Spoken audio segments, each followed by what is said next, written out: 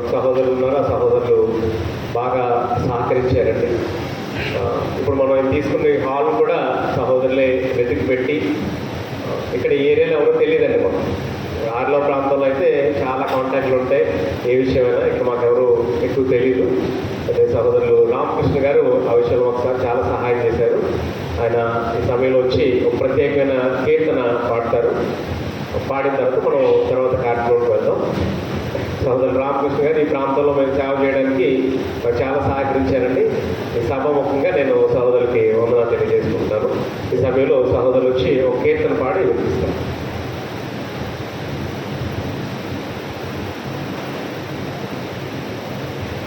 ముందుగా వందనాలు తెలియజేస్తున్నాను. క్రైస్తవ కీర్తన నుండి 581 పాట. ఏమివ్వగలమయ్యా నా యేసయ్యా, నీవు చేసిన మేలులకై. నేనేమివ్వగలమయ్యా నా యేసయ్యా, నీవు చేసిన మేలులకై. నిన్ను గూర్చి లోకమంత చాటనా, ఈ ఊపిరి ఉన్నంత వరకు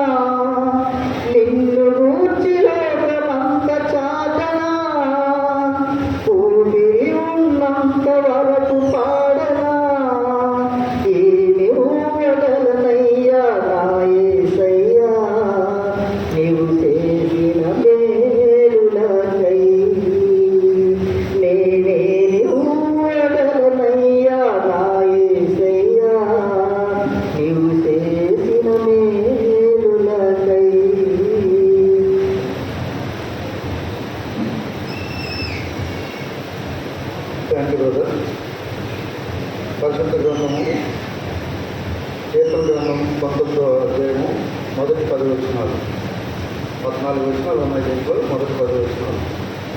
ఆకాశములు దేవుని మహిమను వివరించుతున్నది, అంతరిక్షము ఆయన చేతి పనిని ప్రచురపరుచుతున్నది. పగటికి పగలు బోధ చేయుచున్నది, రాత్రికి రాత్రి జ్ఞానము తెలుపుతున్నది. వాటికి భాష లేదు, మాటలు లేవు, వాటి స్వరము వినబడదు.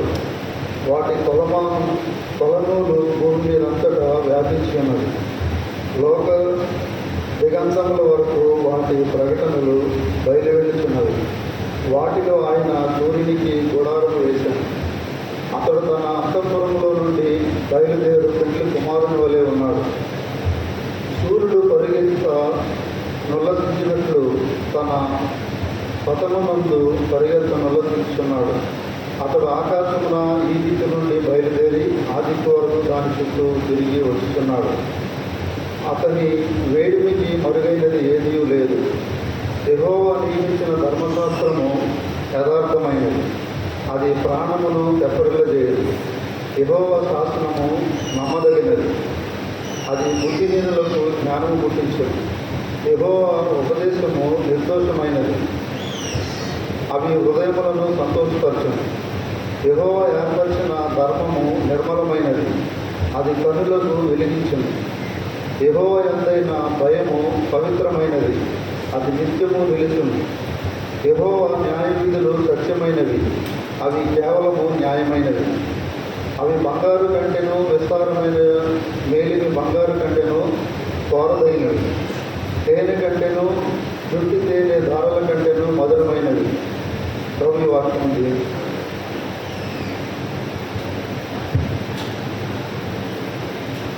వాక్యాన్ని చదివించిన సోదరికి వందనాలు తెలియజేస్తున్నానండి. మనం వాక్యాన్ని వినే సందర్భంలోకి వచ్చినాం. ఇంకా అందరూ సిద్ధం అవ్వాలి. మీ ముందు చైర్స్ ఖాళీ లేకుండా చూసుకోండి.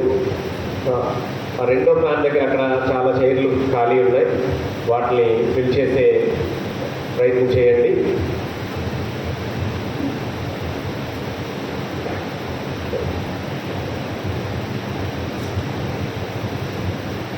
సమయం మనం ప్రార్థన చేసుకొని మనం వాక్యాన్ని విందామండి. ప్రార్థన చేసుకోవడానికి ముందు కొన్ని విషయాలు తెలియజేస్తున్నాను. ఎవరు దయచేసి వాక్యం చెప్పే సందర్భంలో అటు ఇటు తిరిగే అలాంటి ప్రయత్నం చేయొద్దు. వెనకాతల యవనస్తులు ఉన్నారు, వాళ్ళకి ఏదైనా అర్జెంట్ అయితే వాళ్ళకి తెలియజేస్తే వాళ్ళు మీకు సహాయం చేస్తారు. బయట అందరూ రిజిస్ట్రేషన్లో మీ పేర్లు నమోదు చేసుకున్నారని నమ్ముతున్నాను. అలానే అక్కడ ఒక పెన్ కూడా ఇస్తారండి. నోట్స్లు కూడా మంచిది అనుకున్నాం, బడ్జెట్ సరిపోలేదు, పెన్నులతో సరిపెట్టాం. అందరూ అవకాశం ఉంటే చెప్పే పాఠాన్ని రాసుకునే ప్రయత్నం చేయండి. మనం డిస్టర్బెన్స్ చేయొద్దు. అయితే ఇది మా స్థానిక సంఘానికి స్థాయికి మించిన మీటింగ్ అండి. మీరందరూ మమ్మల్ని ప్రేమించి వచ్చారు. మేము ఒక 50 మందితో 60 మందితో చిన్న మీటింగ్ చేద్దాం అనుకున్నాం, కానీ సుమారు 200 పైచీలకే వచ్చారు. ఇదంతా మీరు మా మీద చూపించే అభిమానం, లేకపోతే ఈ ప్రాంతంలో దేవుని సేవ చేయాలని జరగాలని మీరు ఇస్తున్న ప్రోత్సాహాన్ని బట్టి మీరు అందరూ వచ్చారని నేను నమ్ముతున్నాను. వెనకాల వచ్చిన వాళ్ళు కూర్చోండి. ఒక 5 నిమిషంలో ఆ రిజిస్ట్రేషన్ కౌంటర్ క్లోజ్ చేసేసేయండి. ప్రజలు వాక్యం ఎక్కేటప్పుడు ఇంకా క్లోజ్ చేసేసాం. ఈ సమయంలో మనం ప్రార్థన చేసుకొని ఈ కార్యక్రమానికి వాక్యం వినే కార్యక్రమానికి మనం ముందు వెళ్దాం. సహోదరులు డానియల్ గారు వచ్చి మనల్ని ప్రార్థనలో నడిపించాల్సిందిగా సహోదరులు కోరుతున్నారు. సహోదరులు వచ్చి ప్రార్థన చేయవలసిందిగా డానియల్ గారు వాక్యాన్ని వివరించే సహోదరుల నిమిత్తం ప్రార్థన చేయవలసిందిగా కోరుతున్నారు. Very nice, thank you. అంటే ఈరోజు క్లాస్ ఎలా జరగబోతుందంటే, ఇప్పుడు 10:30 అవుతుందండి. 10:30 నుండి 11:40 వరకు ఒక క్లాస్ అవుతుంది. తర్వాత మనం 11:45 వరకు మనం 10 నిమిషాలు బ్రేక్ తీసుకుంటాం. మళ్ళీ 5:12 నుండి మళ్ళీ 1 గంట వరకు ఒక క్లాస్ అవుతుంది. తర్వాత లంచ్ బ్రేక్, తర్వాత మరొక క్లాస్ అవుతుంది. ఈరోజు దీపావళి రోజు కారణంగా మధ్యాహ్నం త్వరగానే మేము క్లోజ్ చేస్తాం.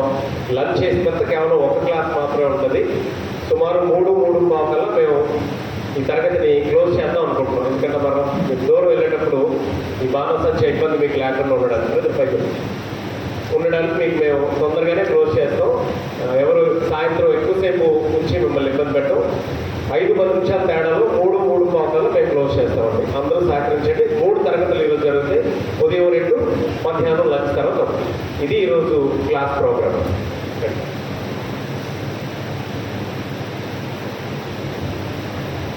ప్రార్థన చేసుకున్నాము. అందరూ కళ్ళు ఉన్నట్లయితే ప్రార్థన.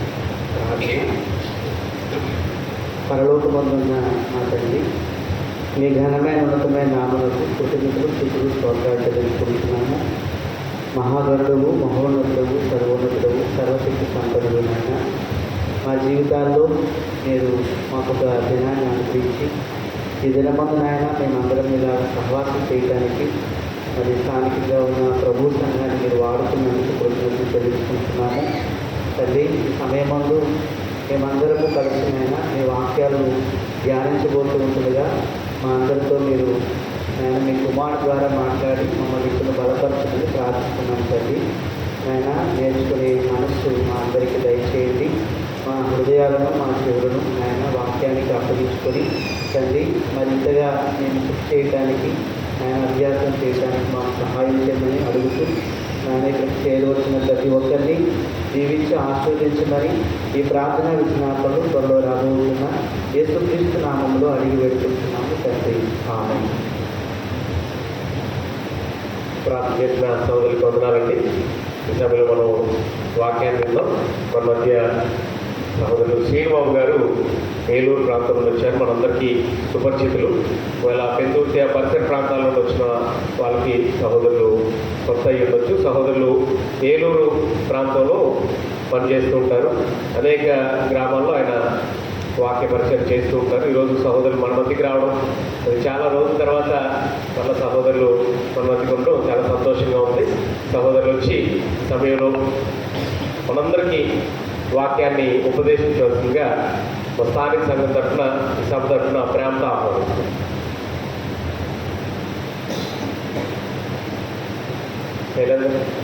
మైక్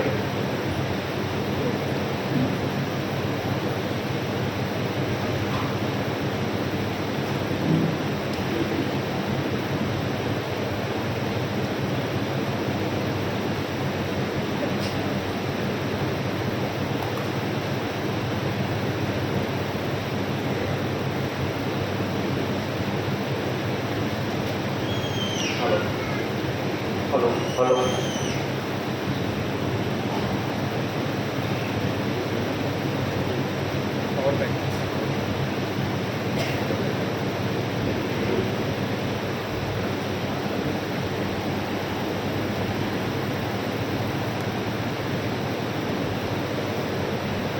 మొదటగా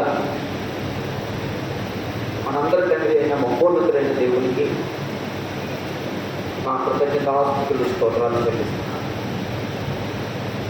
అలాగే ఈ మంచి కార్యక్రమాన్ని ఏర్పాటు చేసుకున్న విద్యుత్తులో ఉన్న స్థానిక సంఘానికి, అలాగే అక్కడ వర్క్ చేస్తూ వారిని ఆత్మీయంగా నడిపిస్తున్న సంతోష్ గారికి, నేను బడ్జెట్ మన స్థానిక సంఘం తరఫున, నా తరఫున ప్రత్యేకమైన వందనాలు తెలియజేస్తున్నాను. అంటే పెద్దలు ఉన్న స్థానిక సంఘ సభ్యులు నేను చూడలేదు, అంటే చూస్తాను పర్వాలేదు. అలాగే ఆయా ప్రాంతాల నుంచి తోడు సువార్థికులు, అలాగే చాలామంది సహోదరులందరూ ఈ స్థలంలో ఉన్నారు. కారణం ఒకటి దేవుడిని మహిమపరచడానికి, 2 పెద్దలు ఉన్న జరుగుతున్న సేవలు ప్రోత్సహించడానికి, సహకరించడానికి, అలాగే వారి కొరకు మనందరం వారిని అభినందించి ప్రార్థించడానికి కూడి వచ్చిన ప్రతి ఒక్కరికి నా హృదయపూర్వకమైన వందనాలు తెలియజేస్తాను. సమయంలో వాక్యం చెప్పడానికి నన్ను ఆహ్వానించారు. అంటే ముగ్గురు చెప్తే బాగుండేది, మేము ఒక గంట చెప్తే బాగుంటుంది. అయితే ఉదయకాలంలో రెండు సెక్షన్లు నన్ను చెప్పమన్నారు. ఆ తర్వాత సెక్షన్లో సహోదరులు సువార్థికులు 2 మాట్లాడారు. అది మనందరం ఇక్కడ ఉన్నాం. మనందరం ఏం ఆలోచిస్తే బాగుంటుంది, ఏం ఆలోచిస్తే బాగుంటుంది అంటే నేనేమనుకున్నానంటే ఈ పెద్దలో జరుగుతున్న ఈ సేవకి సహకరించేటట్లుగా సహకారం అనే మాట చెప్తామా, లేకపోతే సంఘ క్షేమాభివృద్ధి కొరకు మాట చెప్తామా అని చాలా చాలా అనుకున్నాను. అయితే మనలో కూడా అనిపించింది అదేంటంటే ఇవన్నీ సహకరించాల్సిన అంశమే కావచ్చు, అదే సమయంలో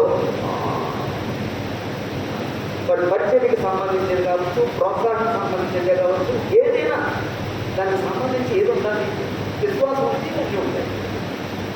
విశ్వసిస్తే సహకరిస్తాడండి, విశ్వాసం అంటే సహకరిస్తాడండి, విశ్వాసం అంటే ప్రోత్సహిస్తాడండి, విశ్వాసం ప్రయాసపడతాడండి, విశ్వాసం బ్రతుకుతాడండి. అప్పుడు విశ్వాసానికి సంబంధించి ఏదైనా చెప్తే బాగుంటుందని అనిపించింది. అక్కడ మనలో చిన్న చిన్న ఆలోచన వచ్చింది. విశ్వాసం మనందరం అనుకుంటాం, మనం విశ్వాసంలో బ్రతుకుతున్నాం, లేకపోతే విశ్వాసం అనే మాట అందరికీ తెలుసు. మనం విశ్వాసంలో బ్రతకడానికి ప్రయత్నిస్తున్నాం. కానీ విశ్వాసాన్ని కూడా అధిగమించేది, విశ్వాసాన్ని కూడా డామినేట్ చేసేది అందరిలోనూ ఉన్నాయి. అలాంటి సమయంలో కూడా మనం విశ్వాసంగా బ్రతకాలి, ఇది చెప్తే బాగుంటుంది అనిపించింది. మీరు చెప్పండి, ఇది అవసరం అండి అని చెప్పండి. అవసరం అండి, థ్యాంక్ యూ. అంటే నాకు ఒక్కటి సరిపోదు కదా, మీ అందరూ ఆమోదం ఉంటాయి నాకు చెప్తాను, లేదంటే ఇంకోటి మాట చెప్తాను. ఈరోజు దానికి సంబంధించిన ఓ విషయాన్ని మనం చెప్తాం.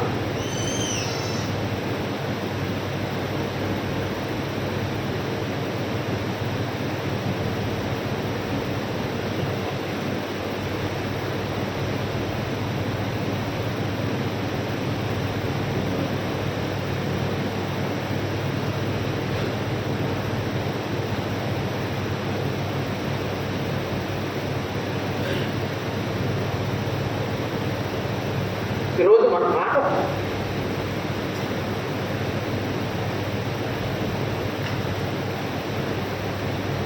ప్రతిఫలము దక్కని పరిస్థితులలో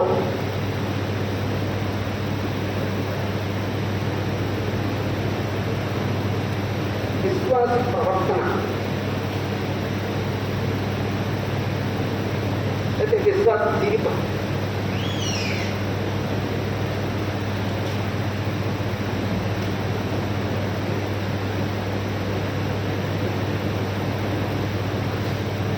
ప్రతిఫలం దక్కని పరిస్థితులలో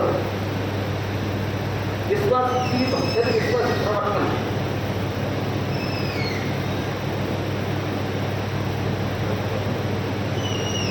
అప్పుడు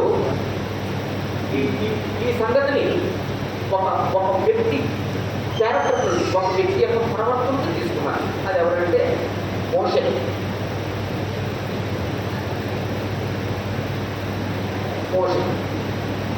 అంటే ఎప్పుడే మనం రావండి మోషే దగ్గరికి రాము. ఇప్పుడు దాని ముందు కొన్ని సంగతులు ఆలోచించాలి, దాని ముందు కొన్ని సంగతులు మాట్లాడుకోవాలి.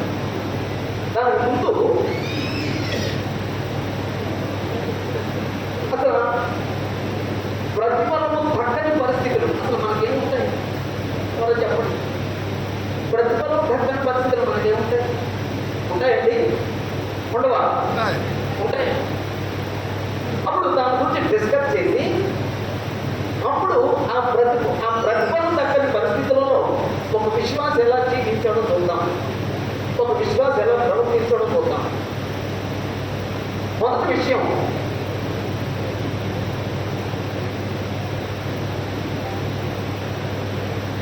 ప్రతిఫలం దక్కనివి.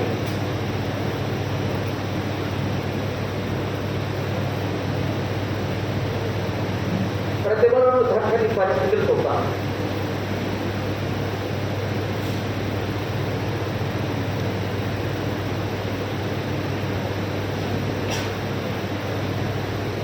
ఈ ప్రతిఫలం దక్కని పరిస్థితులు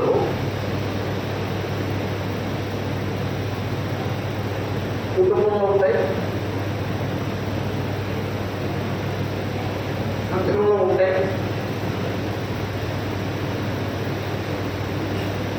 సమాజంలో ఉంటాయి. అంటే సమాజం అంటే అన్నీ వచ్చేస్తాయి. విద్య వస్తుంది, ఉద్యోగం వస్తుంది, వృత్తి వస్తుంది, వ్యాపారం వస్తుంది, ఇరుగు పొరుగు అన్నీ అందరి మధ్య వస్తుంది. అప్పుడు కుటుంబంలో కానీ, సంఘంలో కానీ, సమాజంలో కానీ దక్కని ప్రతిఫలం దక్కని మేము. అప్పుడు నేను ఒక 10 విషయాలు ఆలోచించాను. ఈ 10 విషయాలు ఆలోచిస్తాం. ఈ 10 విషయాలు ఆలోచించి ఇలాంటి పరిస్థితుల్లో ఒక విశ్వాసి ఎలా ప్రవర్తించాడో ఆ విశ్వాసం కూడా కొన్ని ఆలోచిస్తాను, కొన్ని చెప్తాను. ప్రతిఫలం దక్కని పరిస్థితుల్లో మొదటిది నేను రాసింది ఏంటంటే గౌరవం.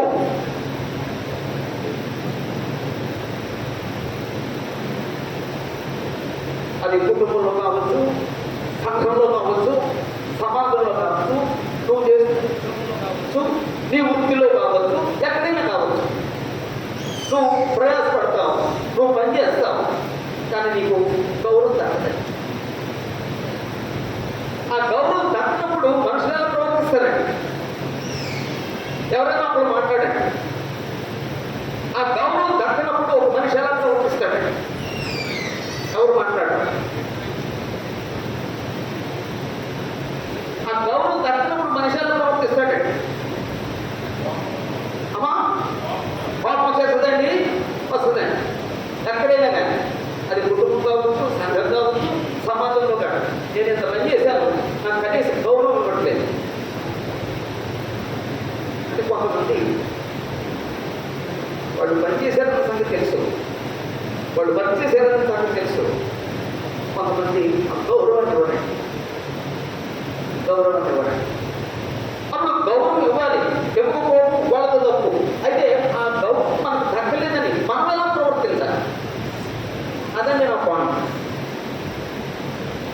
ఆ గౌరవం దక్కలేదని మనుషులు ప్రజలు ఎలా ప్రవర్తిస్తారంటే ఒక అవిశ్వాసిగానే ప్రవర్తిస్తాడు, ఒక మోపస్తుగానే ప్రవర్తిస్తాడు.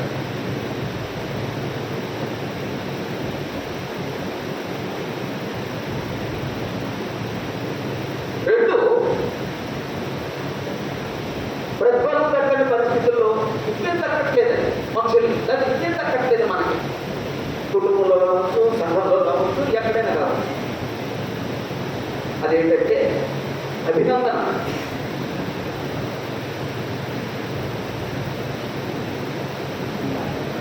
అభినందన. ప్రతి మనిషి తాను చేసిన పనికి ఇతరుల నుండి అభినందన కోరుకుంటాడు. అంతేనండి. ఆటకి చిన్నపిల్లలు కూడా ఏదైనా పని చేస్తే మా నాన్న నన్ను మెచ్చుకోవాలని కోరుకుంటాడు, మా అమ్మ నన్ను మెచ్చుకోవాలని కోరుకుంటుందండి. అలాగండి. అంటే ప్రతి మనిషి ఇతరుల నుంచి ఆ అభినందన కోరుకుంటాడు. సరే మనం పని చేసాం, ప్రయాసపడ్డాం, అసలు అప్రిషియేషన్ లేదు, అభినందన దక్కట్లేదు. ఎలా ఉంటుందండి? ఎంత పని చేసాం, ఎంత వర్క్ చేసాం, అయినా నన్ను అభినందించట్లేదు. ఆ అభినందించని ఆ అభినందన దక్కనప్పుడు మనుషులు ఎలా మారుతారండి? ఎవరైనా చెప్పండి, మీకు తెలిసింది చెప్పండి, లేదా మీ జీవితం చెప్పండి.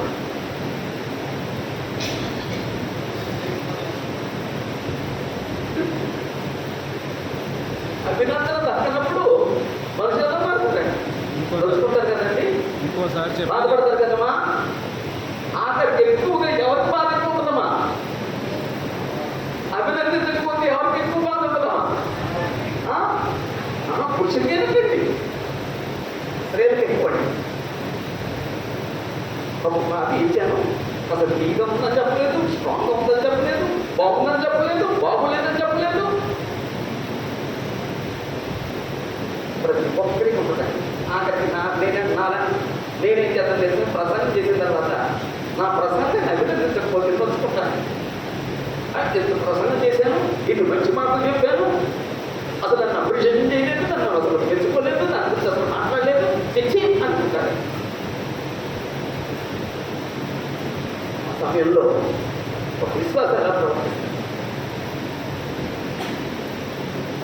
అంటే అభినందించాలి. ఇక్కడ పాయింట్ అభినందించాలి. అభినందించలేదు, అది వాళ్ళ సమస్య. అభినందించడం ఎవరి స్వభావం అండి? యేసు స్వభావం. శతాధిపతి అన్యుడే, కానీ యేసు ప్రభు ఇశ్రాయేలులో కూడా నేను ఇంత విశ్వాసం చూడలేదు అన్నాడు. ఆయన అభినందించాడండి. అలాగే కణాం స్త్రీ అభినందించాడండి యేసు ప్రభు. అమ్మా, నీ విశ్వాసం గొప్పది. ఎక్కడైనా యేసు ప్రభు ఒక మంచి పని చేస్తే అక్కడ అభినందిస్తారండి. అభినందించలేని వాడు కొంతమంది అంత కదా సత్యం. సరే, అభినందించలేదు. విశ్వాసంగా ఆ చక్కని అభినందన బట్టి మనలో ప్రవర్తిస్తారు.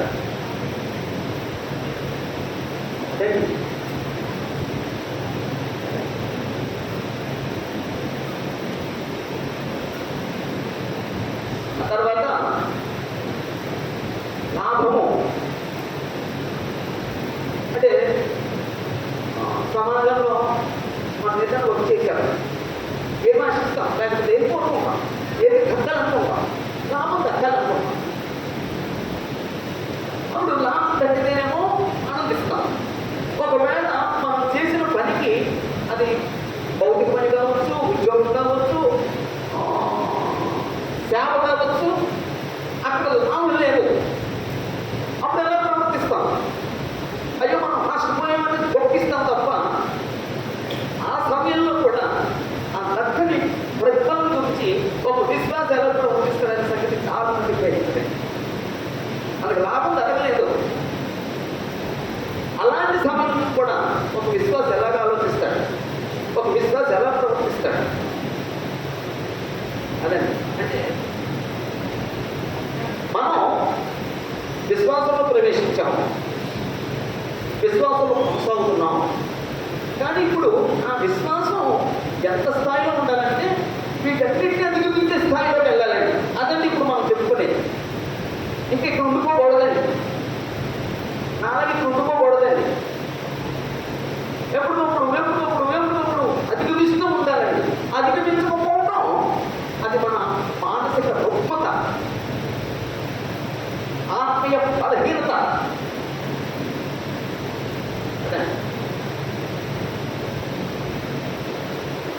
నాలుగు విజయము.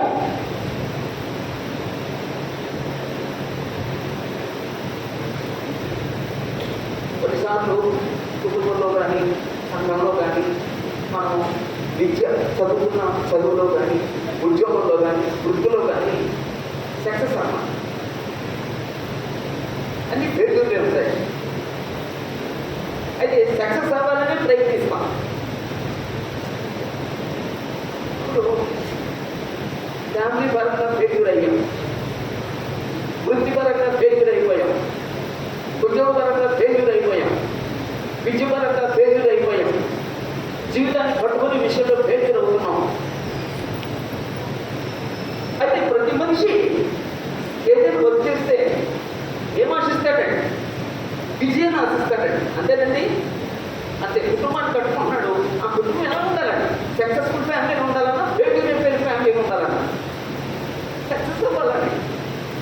ఏం పని చేసినా ఒక వ్యక్తి చదువుకుంటున్నాడు, చదువుకున్నాడు, వాళ్ళు చదువులో వాళ్ళు సక్సెస్ అవ్వాలని వాళ్ళు కష్టపడతారండి. అలాగే ఒక వ్యక్తి సువార్త సేవ చేస్తున్నాడు, సువార్త సేవ ఎందుకు చేస్తున్నాడు? అమ్మా,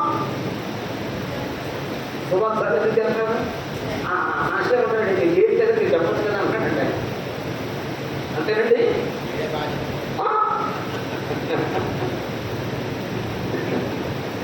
ప్రతి సువార్తికుడు దేవుడి పని చేస్తే అది సక్సెస్ అవ్వాలని సేవ చేస్తాడు. కానీ కొన్నిసార్లు సక్సెస్ అవ్వలేదు. ఆ విజయాన్ని దక్కాలని ప్రయత్నిస్తాడు, ఆ విజయం దక్కలేదు. ఆ విజయం దక్కినప్పుడు మన మెంటల్ కండిషన్ ఎలా ఉంటుందండి? ఎవరైనా చెప్పండి. భయంకరంగా ఉంటుందండి. నేను సేవ చేస్తున్నప్పుడు నాకు చాలా ఆనందాలు వచ్చినాయి. అదే మనం సక్సెస్ అవుతలేని పరిస్థితుల్లో వెళ్ళిపోతున్న సమయంలో అప్పుడు మెంటలో చాలా కష్టమైపోతున్నాడు. అలాంటి పరిస్థితిలో కూడా ఆ చక్కటి విషయాన్ని బట్టి ఒక విశ్వాసం ఎలా ప్రవర్తిస్తుంది, ఒక విశ్వాసం ఎలా జీవిస్తుంది, అదే మనం చెప్పాలి. అది కొంచెం మనం కొంచెం ఎక్స్ట్రా ఆలోచిస్తున్నాం.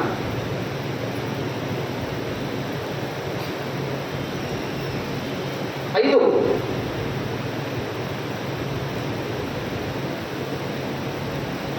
గుర్తింపు. చాలా మంది కుటుంబాల్లో కానీ సంఘాల్లో కానీ కొంతమంది గుర్తింపు లేకుండా బ్రతుకుతారు. కొందరు భర్తను గుర్తించలేరు. ఆ భర్తను గుర్తించడానికి చాలా టైం పడుతుంది.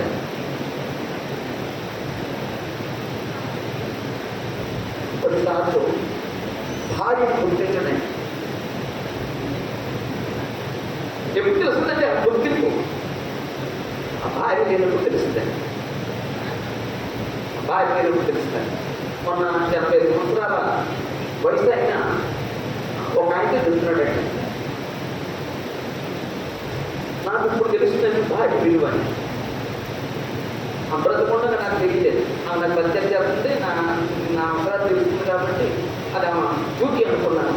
కానీ ఇప్పుడు తెలుస్తుందని నా విలువ. కొందరికి మనుషులు విలువ తెలియదండి. ఆ గుర్తింపు ఇవ్వలేండి. అది వాళ్ళ ప్రాబ్లం. సరే, ఇప్పుడు ఒక విశ్వాసి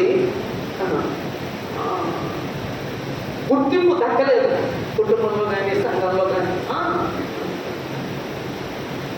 సంఘంలో కూడా కొంతమంది మానేటర్ జ్ఞాపకం కొంతమంది అంటే ఈ సంఘానికి వచ్చాం, అసలు వీళ్ళు గుర్తించరు, అసలు మనుషులకు ప్రాధాన్యత ఎవరు, అసలు దేన్ని పట్టించుకోరు అని మానేసిన కూడా ఉన్నారండి. నాకు చిన్న ఒక ఆయన ఏదో వీడియోను మెసేజ్ పంపించారు. బాగా నచ్చింది. అది అబద్ధం కావచ్చు, పట్టుదల కావచ్చు, కానీ అక్కడ నీతి నచ్చింది అన్న. ఆ నీతి ఏంటంటే ఒక ఆమె చర్చకొచ్చింది. చర్చకొచ్చి మనుషులు చూస్తుంది. అక్కడ చిచి ఎలా ఉన్నారండి, చిచి ఎలా ఉన్నారండి, అది రిట్రీట్స్ అంటే ఇలా డ్రెస్సింగ్ సెన్స్ లేనోళ్ళు అసలు మాట్లాడుకుంటున్నారు. అసహించుకుంటుందండి. అక్కడున్న ఆ సుభాష్ పాస్టర్ ఎలా అన్నాడు, ఆయన వచ్చాడట, అమ్మా నీకు టాస్క్ ఇస్తానమ్మా, టాస్క్ ఇంటికి చేయవా అన్నాడు. ఇవ్వండి చేస్తానన్నాడట. ఒక జబ్బు నిండా 7 రోజులు నువ్వు ఈ చర్చి ప్రాంగణం చుట్టూ ఒక 7 సార్లు ఏదో చిన్న టైమ్స్ చెప్పాడు. ఇన్ని టైమ్స్ తిరిగి ఒక్క చెంపు కూడా నీళ్లు కింద పలకుండా నా దగ్గర తీసుకురాన్నాడు. ఓ అదెంతది టాస్క్ గుర్తించేస్తాను అన్నదండి. జబ్బు నిండా నీళ్లు తీసుకుంటానండి. చుట్టూ తిరిగిందండి. ఏ ఒక్క చుక్క కింద పడకుండా ఆ నీళ్ళని అలాగే తీసుకొచ్చి ఇచ్చేదటండి. అది ఆయన తీసి అక్కడ పెట్టి ఓ మాట అన్నాడు, అమ్మా నువ్వు ఈ జబ్బు నింపుకొని ఇలా ప్రాణం చుట్టూ తిరిగావు కదా, అప్పుడు నీకేం కనిపించింది? నాకేది కనిపించలేదండి. ఆ జబ్బు, ఆ నీళ్లు అంతే. ఆ జబ్బు, నీళ్లు అంతే, నీకెవ్వరూ కనిపించలేదండి అన్న. అప్పుడు ఆయన అన్నాడట, నీ హృదయం నిండా దేవుణ్ణి నింపుకుని ఉంటే ఈ మనుషులు నీకు కనపడరమ్మా, వాళ్ళ లోపాలు కనపడరమ్మా. నువ్వు వచ్చింది వాళ్ళ కోసం కాదు, దేవుడి గురించి వచ్చావు. అప్పుడు అర్థం ఏంటంటే ఆమె చేసిందో అంటే అది పట్టుకదే, కానీ అక్కడ నీకు ఉందండి. అంటే ఆమె ఆ కథలో ఆమె క్యారెక్టర్ ఏంటండి, నాకు గుర్తింపు లేదు, నాకు గుర్తింపు లేదు, ఇక్కడ ఉన్న వాళ్ళంతా సామాన్యులు, నాకు సరైన దొరకలేదు.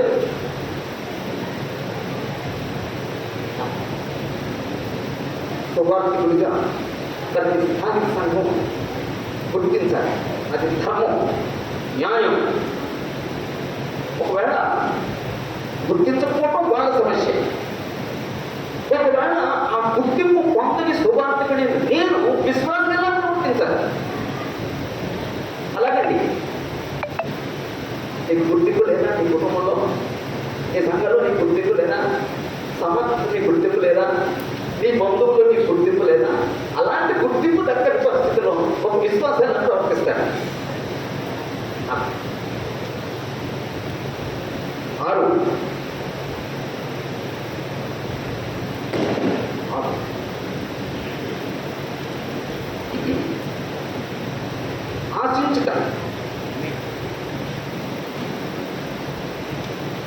ఆశించుట అంటే ఒక వ్యక్తి ఏదైనా పని చేస్తాడు,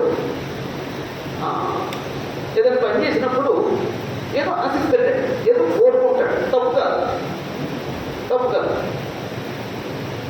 అప్పుడు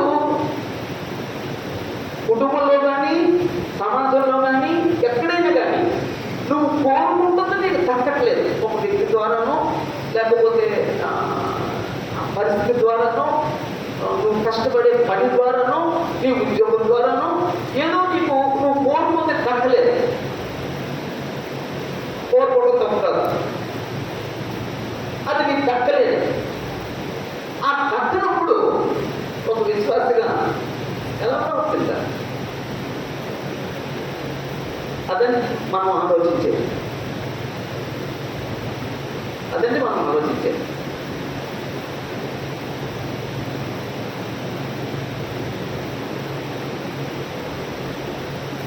ఏడు,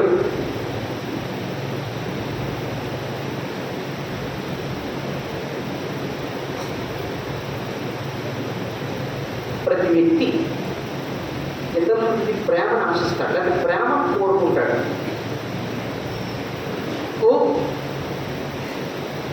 నేను ఏదైనా ఒక వ్యక్తితో వ్యవహరిస్తున్నప్పుడు ఆ వ్యక్తి నుంచి నేను పొందే ప్రతిఫలం ఏంటంటే ప్రేమ. కొన్నిసార్లు ప్రేమ దక్కదండి. కొందరు ప్రేమించరండి, అభ్యాసంతోనే బ్రతుకుతారు, ఆ వ్యతిరేకతతోనే బ్రతుకుతారు. అదే చేతనండి వాడు.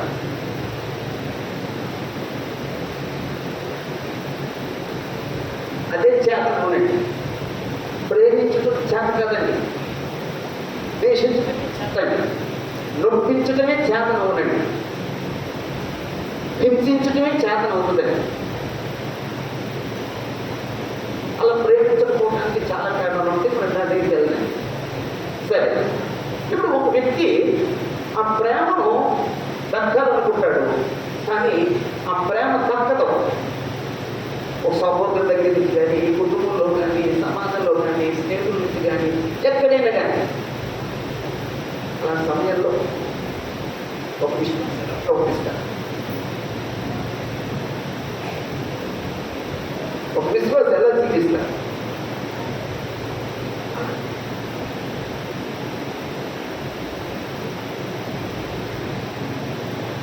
ఎనిమిది, ప్రతి మనిషి ఎప్పుడైనా తనను అర్థం చేసుకోవాలని కోరుకుంటాడు. ఎవరైనా కానీ తనను అర్థం చేసుకుని కుటుంబీకులు కావాలి, అర్థం చేసుకునే స్నేహితులు కావాలి, తను అర్థం చేసుకునే వ్యక్తులు కావాలని కోరుకుంటాడు. అప్పుడు అలాంటి పరిస్థితిలో అర్థం చేసుకుంటా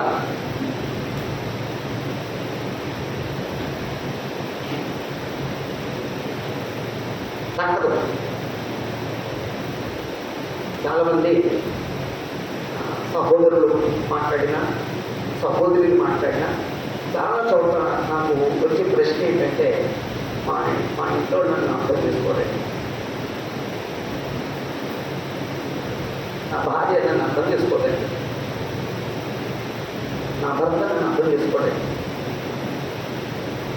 ఎప్పుడు ఆయన మోసత్వంతోనే ప్రవర్తిస్తాడు. అర్థం చేసుకునే భార్య ఎప్పుడు తన అనుకున్నదే జరగాలని కోరుకుంటుందండి, నన్ను అర్థం చేసుకోలేదు. కొంతమంది తల్లిదండ్రుల నుంచి బాధపడతారంటే పిల్లల గురించి, మా పిల్లలు మమ్మల్ని అర్థం చేసుకోవట్లేదండి.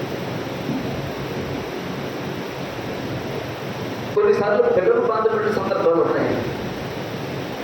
తల్లిదండ్రులుగా మమ్మల్ని అర్థం చేసుకోలేదండి, మా నాన్న అర్థం చేసుకోవట్లేదు, మా అమ్మ అర్థం చేసుకోవట్లేదు. ఇలా కుటుంబం గురించి మాట్లాడాలి. సంఘంలో కూడా ఒక సహోదరుడు ఒక సహోదరుని అర్థం చేసుకునే పరిస్థితి. ఇప్పుడు సంఘం ఉంది, సంఘం యొక్క ఆత్మీయ స్థితులు ఎలా ఉంటాయి? అందరితో ఒకేలాగా ఉంటాయి కదమ్మా. సంఘంలో విశ్వాసుల యొక్క ఆత్మీయ స్థాయి అందరికీ ఒకలాగే ఉంటుంది కదండి? ఉండదండి. ఉందంటే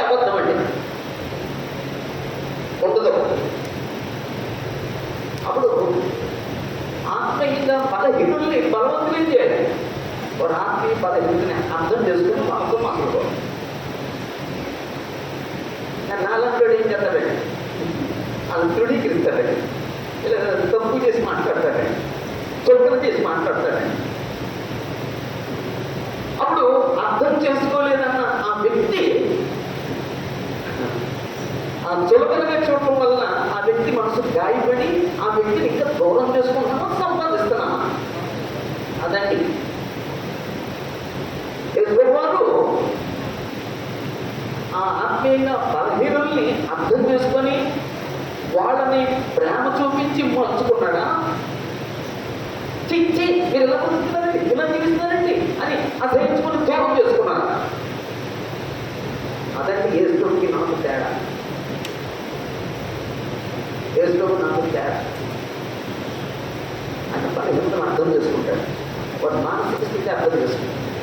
ఓకే, ఇక్కడ నా పాయింట్ ఏంటంటే, ఒకవేళ అలాంటి పరిస్థితిలో నిన్ను అర్థం చేసుకోరు, నీతో వ్యవహరించే వ్యక్తి నేను అర్థం చేసుకోకుండా మసులుతున్నాను. అలాంటి పరిస్థితుల్లో విశ్వాసం ఎలా పడుతుంటాడు?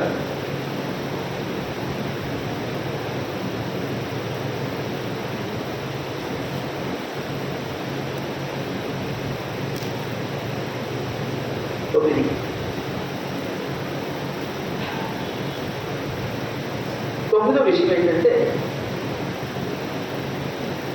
సహకారం.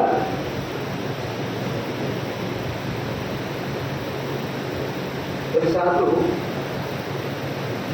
సంఘంలో చాలా మంది సహకరించారు. అయితే ఇక్కడ సహకరించడం కారణం ఏంటో అది కాదు మన స్టడీ, అది కాదు మన స్టడీ. కొన్నిసార్లు కుటుంబంలో సహకరించరు, ఆర్థిక విషయాల్లో సహకరించరు, అలాగే వారి కుటుంబాన్ని పట్టుకునే విషయంలో సహకరించరు, ఫ్యూచర్ కోసం ప్లాన్ చేసుకునే వాటిలో సహకరించరు, ఏ విషయంలో సహకరించరు. కొన్నిసార్లు పొరుగు వెళ్తాం, ఆ పొరుగులు వాతావరణం సహకరించదు.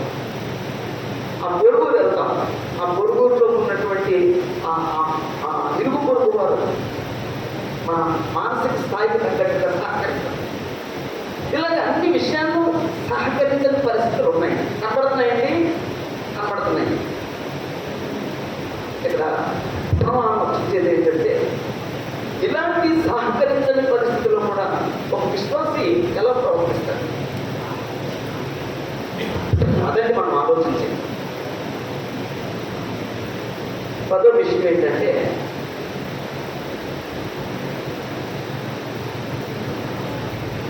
సంతోషం.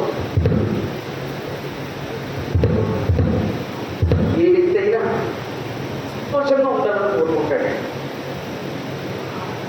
ఎప్పుడైనా కానీ ఎవరి ద్వారానే కానీ సంతోషంగా ఉండాలని కోరుకోవటం తప్పు కాదు.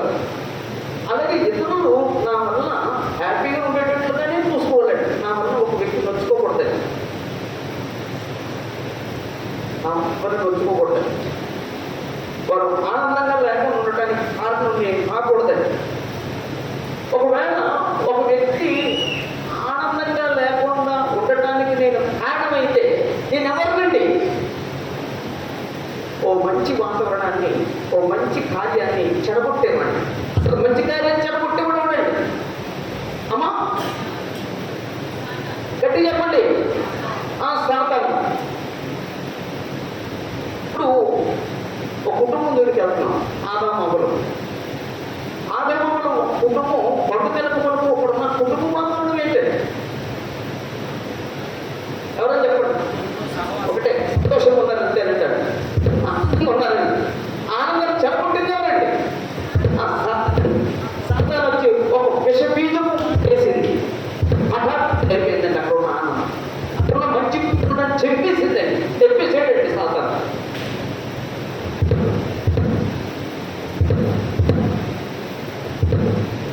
ఒక్కరు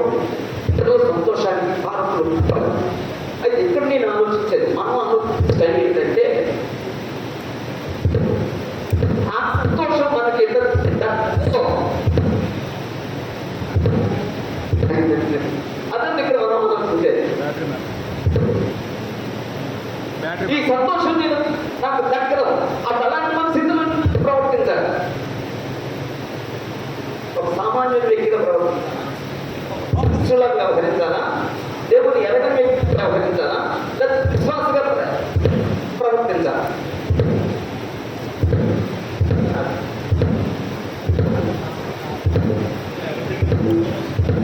నేను కాదండి, అదే కోరుకుంటుంది.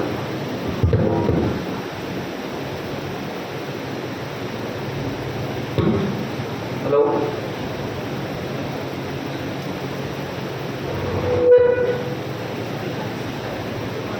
అంటే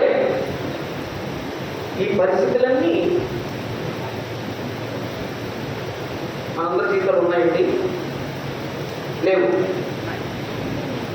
అమ్మ, మనందరి జీవితాల్లో, మన కుటుంబాల్లో, మన సంఘాల్లో పరిస్థితులు ఉన్నాయా లేదా ప్రశ్న ఇచ్చారమ్మా. అంటే ఎందుకు ఎవరేమో సమాధానం. అమ్మా, మరి ముందంటే చెప్పలేదే? ఉన్నాయండి. వాళ్ళ పరిస్థితులు బట్టి ఉంటాయి. ఈ బడ్జెట్లో ఏం ఉంటాయి, ఏదో ఒకటి ఉంటుందండి. ఏది లేకుండా మాత్రం ఉండదండి. సహోదరులు చెప్పండి, సంఘాలు ఇలాంటి పరిస్థితులు లేవండి?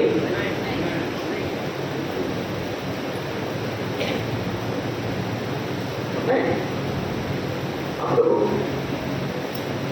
ఇవి ఈ దక్కని పరిస్థితులు మనల్ని సవాల్ చేస్తున్నాయి. సవాల్ చేసి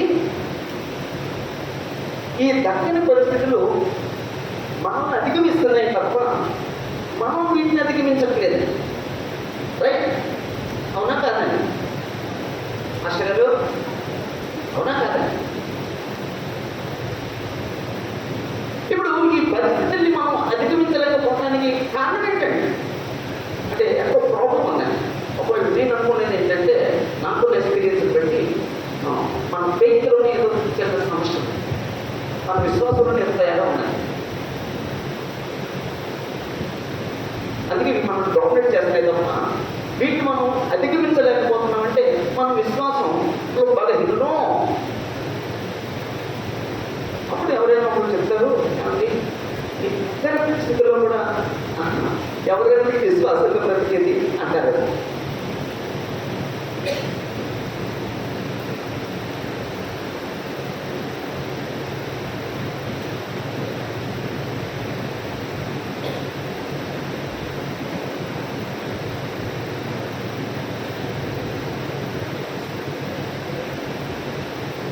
అందుకే దేవుడు బయలు రాయించి అందులో కొందరు జీవిత చరిత్రలు దేవుడు లిఖించండి.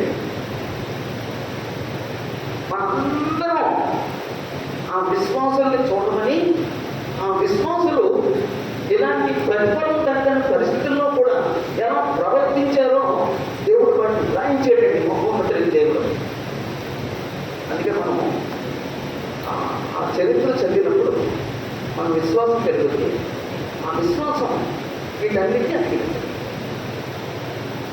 అందుకే శిష్యులు ఆ ప్రార్థన చేశారండి, తండ్రి గత ప్రభువా మా విశ్వాసాన్ని అభివృద్ధి పరచు అన్నాడే. మనం ఎప్పుడైనా మన విశ్వాసాన్ని అభివృద్ధి పరచని ప్రార్థన చేసామా? చేసే ఉంటారు. కానీ చెయ్యండి, విడిచిపెట్టేది. మా పిల్లలను అభివృద్ధి పరచుకోవా, మా ఆర్థిక వనరులు అభివృద్ధి పరచుకోవా, మా స్థలాలను అభివృద్ధి పరచుకోవా, మా ఆరోగ్యాన్ని అభివృద్ధి పరచుకోవా, ఇవి చెయ్యండి, చెయ్యొద్దని కాదు. కానీ అంతకంటే ముఖ్యం ఏంటంటే మీ విశ్వాసాన్ని అభివృద్ధి పరచడం ప్రార్థన చేయండి. అప్పుడు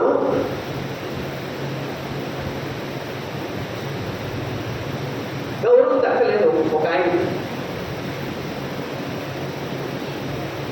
గౌరవం దక్కలేదు. అయినా సరే ఆ గౌరవం దక్కని ఆ పరిస్థితులలో విశ్వాసంగా ప్రవర్తించాడండి. విశ్వాసంగా ప్రవర్తించాడు. ఎవరండి?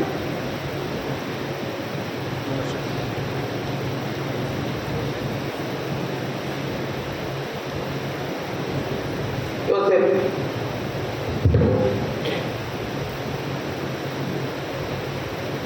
ఆదికాండం 39వ అధ్యాయం 20వ వచనంలో అక్కడ యోసేపు ఎక్కడ ఉన్నాడండి? చెరసాల్లో ఉన్నాడండి. ఎలా చెరసాలండి? రాజు ఖైదీలు ఉంచే చెరసాల. అంటే రాజద్రోహం చేసిన వాళ్ళకి ఉండే చెరసాలు ఉంటుందండి. అలాంటి చెరసాలు వెయిట్ చేసేయాలండి యోసేపు. ఇప్పుడు యోసేపు ఐగుప్తుకు వచ్చాడు. ఐగుప్తులో ఎలా బ్రతికాడండి? ఆయన యథార్థంగా బ్రతికాడండి, నీతిగా బ్రతికాడండి, నమ్మకంగా బ్రతికాడండి. తనకి దేవుడు ఇచ్చిన సామర్థ్యాన్ని బట్టి వచ్చేసాడండి. అప్పుడు చేసిన పనికి దక్కని ప్రతిఫలం ఏంటండి? ఆయన చేసిన పనికి దక్కని ప్రతిఫలం ఏంటండి? గౌరవం లేదండి, గౌరవం లేదండి.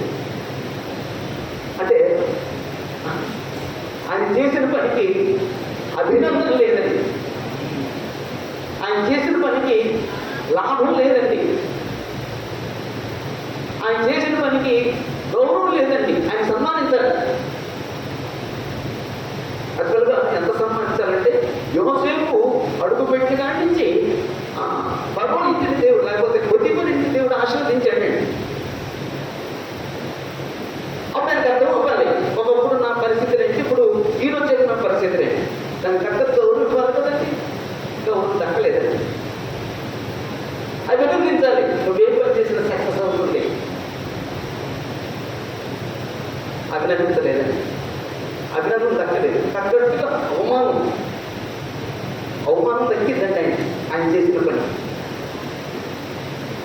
ఆయనకి ఆయన చేసిన పనికి లాభం జరగాలి, కానీ అక్కడ నష్టం జరిగిందండి. లాభం దక్కలేదండి. నష్టం ఏంటండి? తెలుసా? దక్కింది ఏంటండి? అభినందన. మరి దక్కింది ఏంటండి?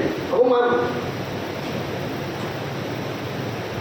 మరి ఇలాంటి పరిస్థితుల్లో యోసేపు మెంటల్ కండిషన్ ఎలా ఉంటుందో చెప్పండి. చెప్పరా? యోసేపు మెంటల్ కండిషన్ ఎలా ఉంటుందండి? యోసేపు ఎలా మారాలండి? ఒక తీవ్రవాదులకు మారాలండి. నేను నీతిగా బ్రతికినందుకు, నేను ఇంత కష్టపడినందుకు, నేను ఇంత పని చేస్తున్నందుకు అందు నన్ను గౌరవించరా, కనీసం నన్ను అభినందించరా, అభినందించకపోగా నాకు అవమానమా, నేను ఎంత చేశాను ఆయనకి. అలా ప్రవర్తించడమా? ఎలాగైనానంటే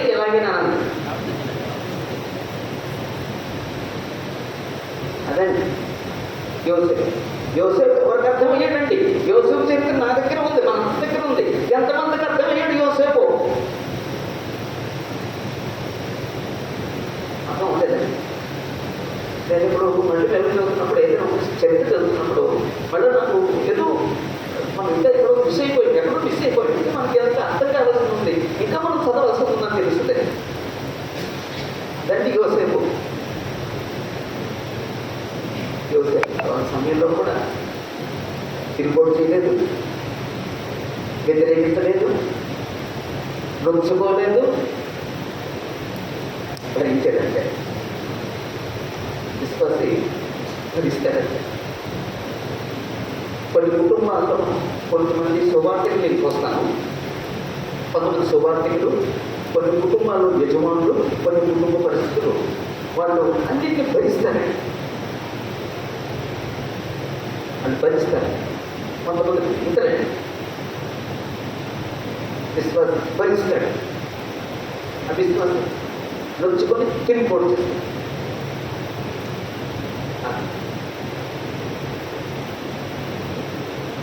విజయము ఇక్కడ ఒక మాదిరి చూపించిన ఒక విశ్వాసం ఉన్నాడండి. అంటే రాస్తానండి, యెహోషువ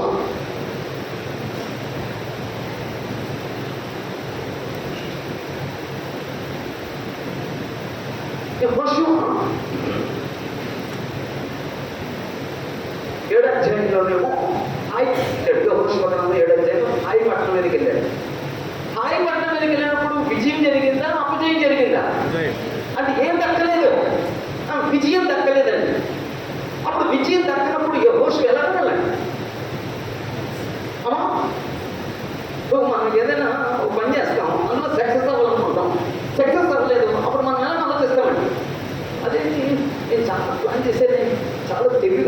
అట్టుగా చేసేనే ఎక్కడ జరిగింది. అంత నేనేం చేసినా అసలు ఫెయిల్ అవ్వదు, నా ఆలోచన ఫెయిల్ అవ్వదు. అసలు నేను ప్లాన్ చేస్తే అసలు తెలుసు ఈతకి ఇచ్చినట్టు ఉంటుంది అని అనుకుంటాం లేదండి. కానీ యెహోషువ అనుకోలేదండి. దేవుడి దగ్గరికి వచ్చాడు, దేవుని వేడుకుంటున్నాడండి. అంతే తప్ప అంతకుముందు ఎరుకోని జయించాం. ఎరుకోని జయించినప్పుడు పెద్ద పెద్ద గోడలు మేము పడగొట్టున్నాడు. ఈ చిన్న పట్టణాన్ని అసలు ఎందుకు ఇచ్చేసాము? మా యుద్ధంగా ఉడచిన గుహ ఉందే, సైన్యం ఉందే, ఆయుధాలు ఉన్నాయే, అంతకుముందు జయించిన సంఘటనలు చాలా ఉన్నాయే, ఎక్కడ జరిగింది అని తనలో తాను గిచ్చుకోవట్లేదండి. ఎవరి దగ్గరికి వచ్చాడు? దేవుడి దగ్గరికి వచ్చాడు. దేవుడు బ్రతిమాడుతున్నాడే, తండ్రి చేయగలిగింది అది ఇప్పుడు వేడుకుంటాడు. దేవుడు విశ్వాసి ఆ విజయం దక్కినప్పుడు నొచ్చుకోడు. అంతకుముందున్న తన సామర్థ్యాన్ని బట్టి ఉప్పొంగిపోడు. తన సామర్థ్యాన్ని, శక్తిని పై ఆధారపడడు. దేవుడి దగ్గరికి వెళ్తాడు అన్నమాట. దేవుడు వేడుకుంటాడు. 7 వచ్చిన మా మాట ఉంటుందండి. యెహోవా దగ్గరికి వచ్చి వేడుకుంటాడు, పట్టు చూసుకోండి. మేము ఇంత కార్యాన్ని చేయించిన వాళ్ళం ఈ చిన్న హాయి పట్టిన ఎందుకు చేయించలేకపోయామని దేవుడి దగ్గర వేడుకుంటున్నాడు. అంటే పరిష్కారం ఆయన దగ్గర కోరుకున్నాడు తప్ప ఆ విజయం దక్కని అన్నప్పుడు ఆయన రుంచుకొని అవిశ్వాసంగా మాట్లాడాడు. అంతే.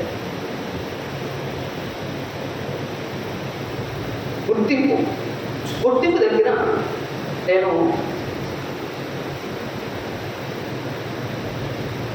యాకోబుని ఆలోచించాను. యాకోబు లాభం దగ్గరికి వెళ్ళాడు. లాభం దగ్గర 8 సంవత్సరాలు ఉన్నాడమ్మా, 20 సంవత్సరాలు ఉన్నాడండి. ఆ 20 సంవత్సరాలు 16 లాభాల దగ్గర యాకోబు ఎలా పనిచేశాడమ్మా? ఒకటి, తన యావత్ శక్తిని ఉపయోగించాడు. శక్తి లోపం లేకుండా పనిచేశాడు. నమ్మకంగా పనిచేశాడు. ఒళ్ళు దాచుకోకుండా పనిచేశాడు. యథార్థంగా జీవించాడు.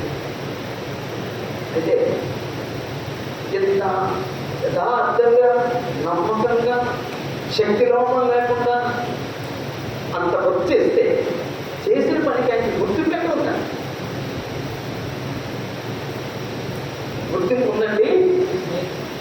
అమ్మా గుర్తించారండి. ఆ లాభాన్ని గుర్తించలేదు, ఆ లాభాన్ని కుమారులు కూడా గుర్తించలేదు. అసలు వాళ్ళు అనుకోలేదు.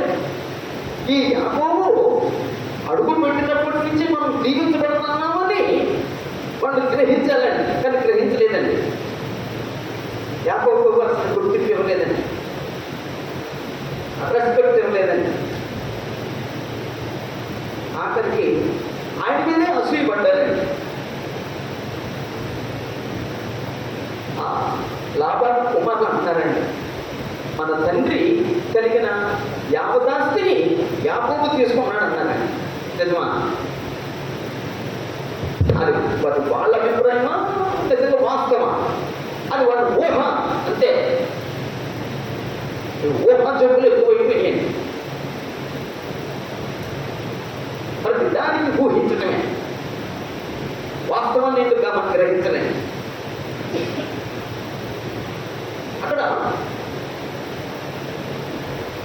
వాళ్ళ ఊహాది ఒక రకంగా కన్నింగానే వ్యవహరించాడు లాభాన్ని. యాకోబు వేలు పొందుతున్నాడు, అలా కాకుండా ఆ సంపద మనకు పెరగాలని కన్నింగా వ్యవహరించిన దేవుడు తోడై ఉన్నాడు. దేవుడు దోహం చేశాడు. అలాగని చెప్పి లాభాన్ని నష్టం చేయలేదండి, లాభాన్ని నష్టం చేయలేదండి యాకోబు. అయినా సరే ఇంత చేసినా సరే అని గుర్తింపు లేదు. ఎవరైనా గుర్తింపు లేనప్పుడు ఎలా ప్రవర్తిస్తారు?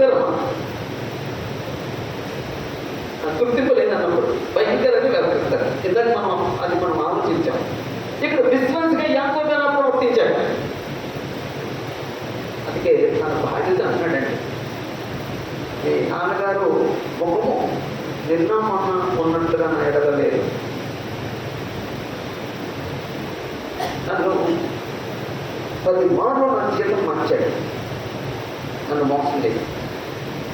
ఆ సంగతి యాకోబు తెలుసండి. యాకోబు సామాన్యుడా? యాకోబు జ్ఞానవంతుడండి. అయినా సరే ఎవరైతే మోసం చేశారో, ఎవరైతే క్షణికంగా వ్యవహరిస్తున్నారో, ఎవరైతే దాని మీద కూడా ఏడుపుతున్నారో వాళ్ళ దగ్గరికి వెళ్ళి ఏమైనా రిపోర్ట్ చేసాడండి. నా వల్ల నువ్వు డెవలప్ అయ్యా, అసలు నేను అడుగు పెట్టకపోతే నీ పని అన్నాడండి. ఒకసారి యాకోబు అంటాడు, లాభాన్ని అంటాడండి, యెహోవా నిన్ను బట్టి నన్ను ఆశీర్వదించాడంటే యాకోబు ఏమంటాడండి, నేను కాలు పెట్టిన చోటెల్లా యెహోవా నిన్ను ఆశీర్వదించాడు.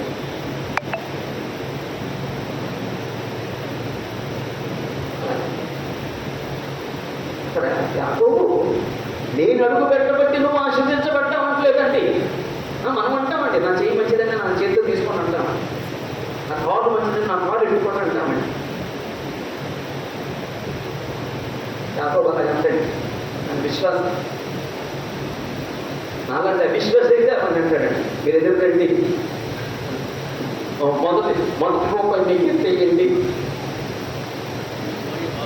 అవిశ్వాసంతో వస్తున్నాయి. యాకోబు ఖండితంగా వ్యవహరించాడు, గుర్తింపు ఇవ్వలేదు, మోసం చేసి 10 మార్లు జీతం మార్చాడు. యాకోబు ఎప్పుడు ప్రశ్నించలేదు, వాళ్ళ మీద నింద లేదండి. నువ్వు ఎందుకు ఇలా చేసేది రిపోర్ట్ చేయలేదండి, గుర్తింపు రాలేదని చెప్పి వాళ్ళందరినీ సులభం చేసి మాట్లాడలేదండి. అదండి విశ్వాసం ప్రవర్తన, అదండి విశ్వాసం ప్రవర్తన. ఆశించుట అంటే ఆశించడంటే కోరుకుంట.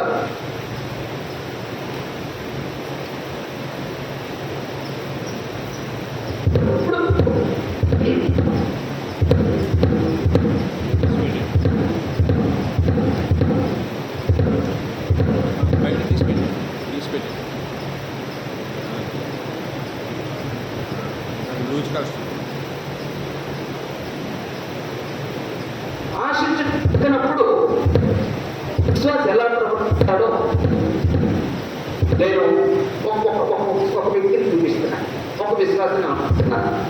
ప్రభుత్వం సరే ఏంటంటే problem loose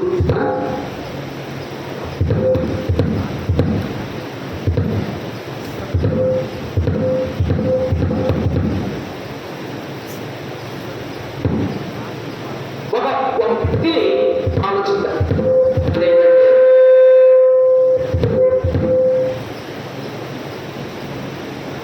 hello hello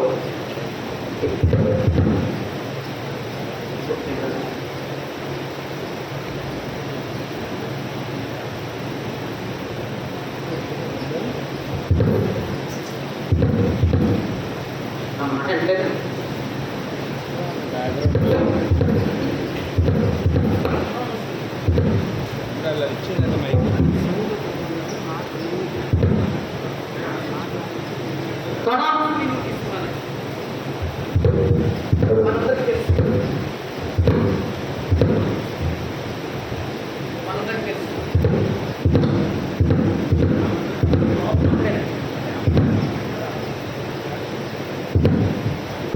hello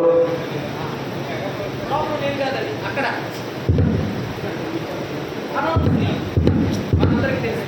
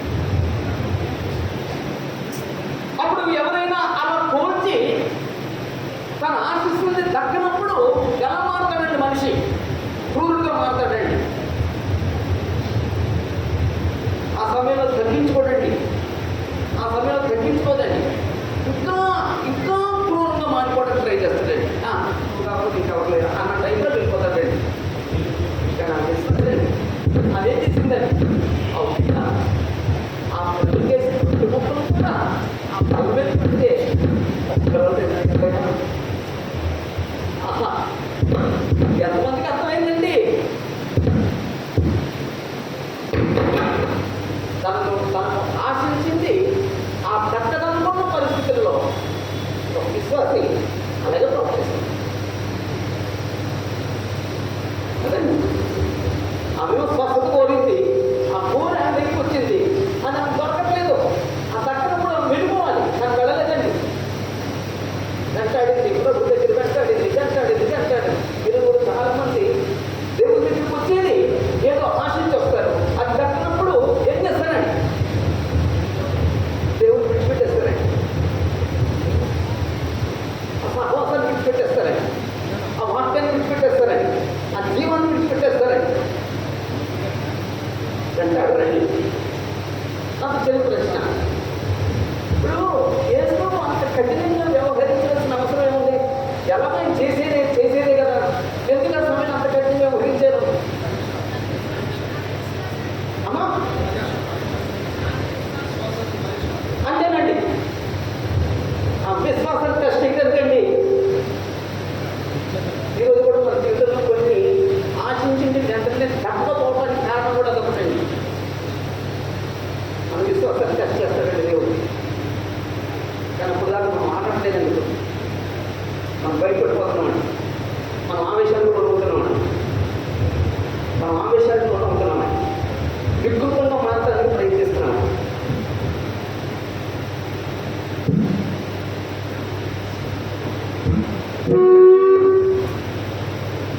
వికృతంగా మాట్లాడడానికి ప్రయత్నిస్తున్నాం విశ్వాస ఆ సమయంలో ఏం చేస్తాడు నన్ను దాన్ని తగ్గించుకుంటాడు ధీరుడుగా మాట్లాడాడు సాత్వికంతో ఉంటాడు అది ఆ స్త్రీలో కనబడింది లొచ్చుకోలేదు రక్తం అనిపించిందని బట్టి ప్రభుడు వెంటాడింది అవునమ్మా పిల్లలకే 2 మొక్కలు కుక్క పిల్లలకు కాదు కుక్కలకు కాదు అన్నాడండి డైరెక్టర్ అంటే ఆమె ఉందండి అవును నేను కుక్కనే నేను పిల్లలు వేసిన మొక్కల్ని అది కుక్కే తింటుంది కదా అయ్యో అప్పుడు వేసుకోకదమ్మా విశ్వాసం గొప్పదమ్మా అప్పుడు తప్పు చేసి మాట్లాడేదని చేసుకోకూడదు ఆ విశ్వాసాన్ని టెస్ట్ చేయడానికి ప్రేమ ఇక్కడ నేను ఏమి రాశానంటే దావీదు రాశాను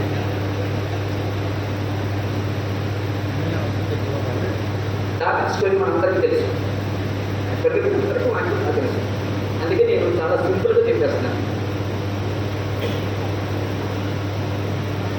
దావీదు సౌలు కుటుంబంలోకి వచ్చిన తర్వాత సౌలు కుటుంబంలో బయట తనకు దక్కింది సౌలు కుటుంబంలో దక్కింది ఏంటంటే ప్రేమ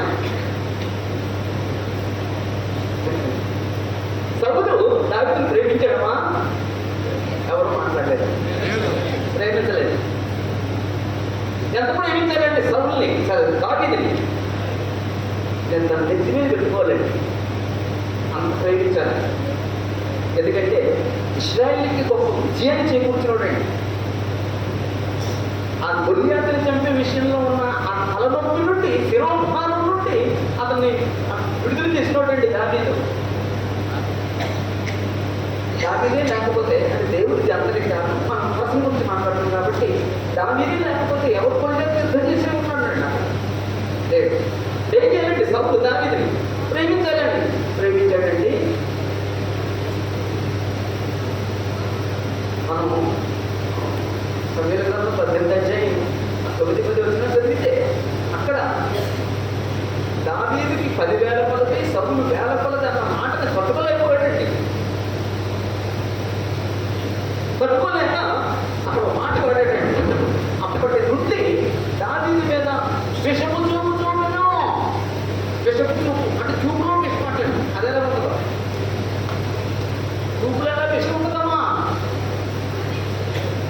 అంటే మనకు తెలియదటండి మనం చూసే చూపులోనే ఆ ప్రేమ ఉంటుందటండి పరుగులు ఉంటుందటండి కోపం కనబడుతుందటండి అన్నీ ఉంటాయి మనం చూసే చూపులో అది మనకు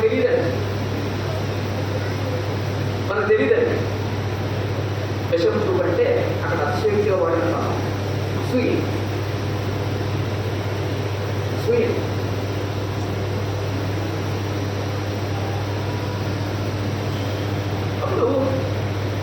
ఇలాంటి సమయంలో ఎవరైనా నిన్ను ప్రేమించకుండా నీ మీద అసూయ చూపి నీ మీద విషము చూపు చూపుతున్నప్పుడు మనం ఎలా ప్రవర్తిస్తాం? ఇంకన్నా మాట్లాడు. దావీదు సౌలు బ్రతుకున్నంత వరకు కూడా సౌలుని గౌరవించాడు. ఎంత గౌరవించాడండి? యెహోవా చేత అభిషేకం పొందినవాడు. యెహోవా చేత అభిషేకించిన వాడిని నేనేం చేయకూడదు. యెహోవా చేత అభిషేకించిన వాడిని దూషించకూడదు. యెహోవా చేత అభిషేకించిన వాడిని కీడు చేయకూడదు. యెహోవా చేత అభిషేకించిన వాడిని ద్వేషించకూడదు.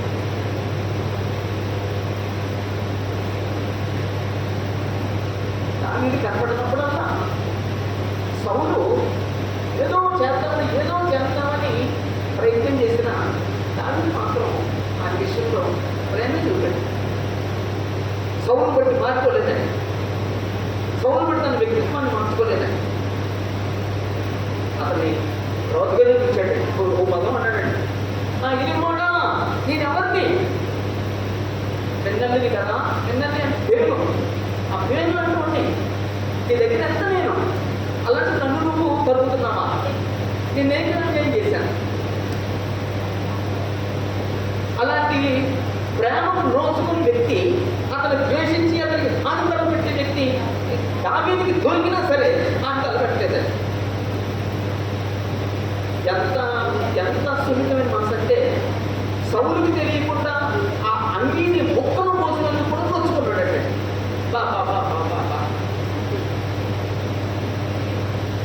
చిన్న అంగీ ముక్కు పోసినందుకు నొచ్చుకున్నాడండి. ఇది కూడా మీరు చేయకూడదు అని. ఎప్పుడైనా అలాంటి పరిస్థితుల్లో మనకి అలాగే అనిపిస్తుందండి. మనం ఇతరులు నొప్పించామా తిన్నట్టామని, ఇతరులు ఎలాగైనా బాధ పెట్టడానికి ఎంత ట్రై చేస్తామండి.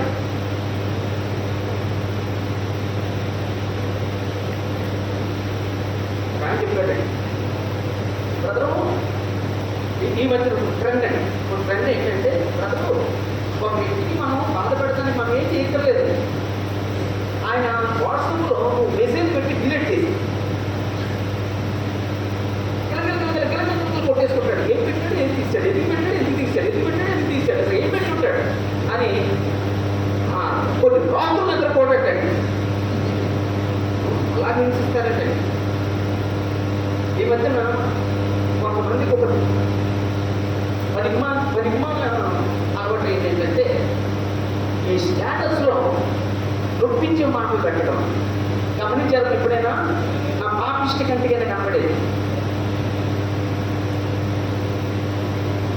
ఒకవేళ వార్తలు పెట్టుకుంటే ఏం పెట్టుకోలేదు. దేవుడు మాటలు పెట్టు, ఓ మంచి మాట పెట్టు అంటే తప్ప ఇతరులను పెంచుకునేటట్టుగా, ఇతరులకి కౌంట్ చేసేటట్టుగా అది పెట్టండి.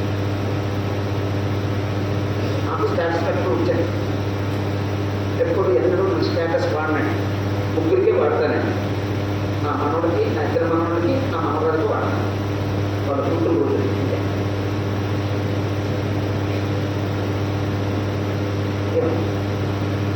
దావీదు అలాగే ప్రవర్తించాడా? అదండి.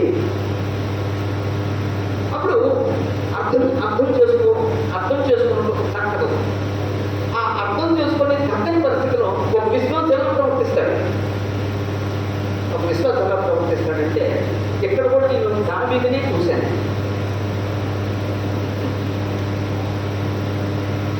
చెల్లించాలి. మరి మనం లేఖనాల్లోకి వెళ్ళలేదు. ఇప్పుడు లేఖనాలకు వెళ్ళి వివరించాలంటే అంత అయిపోతాను. ఆ స్టోరీ మీకు తెలుసు కాబట్టి, ఆ వచనాలు మీకు అన్ని పంటో పడతాం కాబట్టి చెప్తున్నాను. దావీదుని ఇంకా అర్థం చేసుకుందండి. అమ్మ స్త్రీలారా, దావీదుని మీకా అర్థం చేసుకుందామా? చేసుకోలేదు. దావీదంటే ప్రేమ ఉందా లేదండి? ప్రేమ ఉంటే అంటే నేను నా పర్సనల్ ఫీలింగ్ ఏంటంటే ఆ వ్యక్తిత్వాన్ని ప్రేమించలేదు,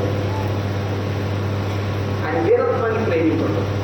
అంటే గొలియాతును చంపిన భర్త నాకు గొలియాతును చనిపోయిన వ్యక్తి నాకు భర్తగా వస్తే నాకు గొప్ప అనుకుందేమో, అందుకు చేసి ఉందేమో నాకు తెలియదు. అది నా ఊహ అంటే అక్కడ లేదు. కానీ దావీదుని అర్థం చేసుకోలేదు. దావీదు పోవడానికి మందిరాన్ని తీసుకోవచ్చు, మందసాన్ని తీసుకుంటున్నప్పుడు దావీదు ఉత్సహించి నాట్యం ఆడుతున్నాడు. దేవుని బట్టి అండి, దేవుని బట్టి, ఆ మందసాన్ని బట్టి. మిగతాదేం చేసిందండి? తన మనసులో జ్ఞానంగా చూసిందండి. దావీదు యొక్క అభిరుచిని, దావీదు యొక్క దేవతని, దావీదు యొక్క ఆసక్తిని, దావీదు యొక్క మనస్తత్వాన్ని అర్థం చేసుకోలేదు. అర్థం చేసుకుని మేఘాలు ఎలా ప్రవర్తించింది, అర్థం చేసుకున్న దావీదు ఎలా ప్రవర్తించాడు. అర్థం చేసుకోలేని మేఘాలేమో అతను నొప్పించిందని. మనోడు ముందు ఒక హీనుడు ఎలాగైతే డ్యాన్స్ చేస్తాడో పనిమానుడు అలా డ్యాన్స్ చేశాను. అంత వేళకోళం వచ్చింది, అంత హింసించిందండి ఆటోచారు. ఆ అర్థం చేసుకునే పరిస్థితుల్లో దావీదు ఎలా ప్రవర్తించాడండి? విశ్వాసగా ప్రవర్తించాడా, అవిశ్వాసగా ప్రవర్తించాడా? ఎలా ప్రవర్తించాడండి? నేను యెహోవా సన్నిధిని నాట్యమాడాను. యెహోవా సన్నిధిలో నాట్యమాడి నీ పనికిందులకి నేను హీనంగా కనపడచ్చాము. నేను యెహోవా దృష్టిలో నా పని చేశాను.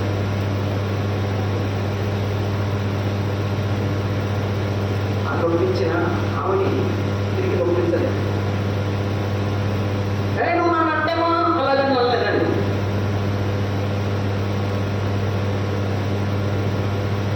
అవతల వ్యక్తి మనం నొప్పిస్తే, నొప్పించబడే వ్యక్తి విశ్వాస అయితే నొప్పించే వ్యక్తితో ఎలా ప్రవర్తిస్తాడు?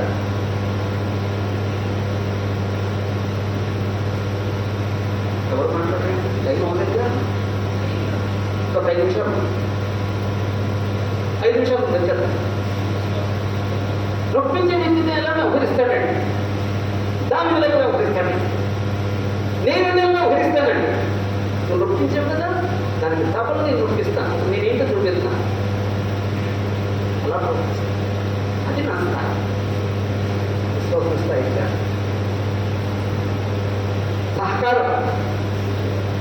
సహకారం దగ్గరప్పుడు విశ్వాసం ఎలా ప్రవర్తిస్తాడో మీకు తెలిసిన ఒక విశ్వాస పేరు చెప్పండి.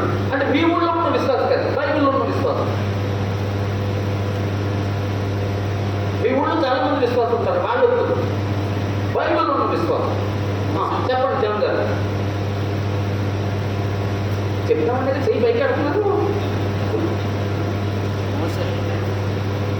ఎవరున్నారండి? అమ్మా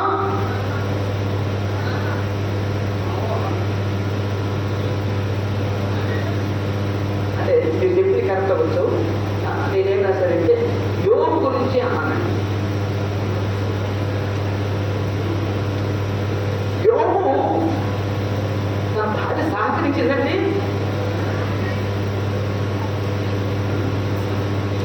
కష్టం వచ్చినప్పుడు సహకరించలేదండి, ఆ వ్యాధి వచ్చినప్పుడు సహకరించలేదండి.